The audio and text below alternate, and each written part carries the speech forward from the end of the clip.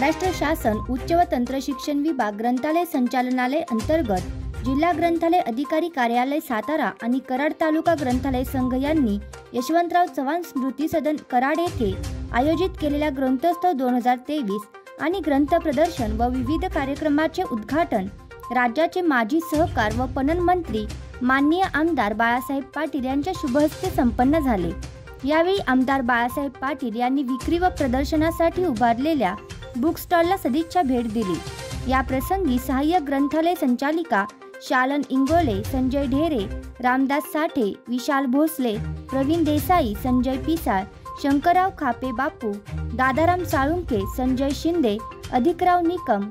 शिवाजी यादव नाना, विजय सुर्वे, भास्कर गरुड, शरद चव्हाण, हनुमंतराव जाधव, अविनाश फुके, संदीप गायकवाड व ग्रंथप्रेमी उपस्थित होते।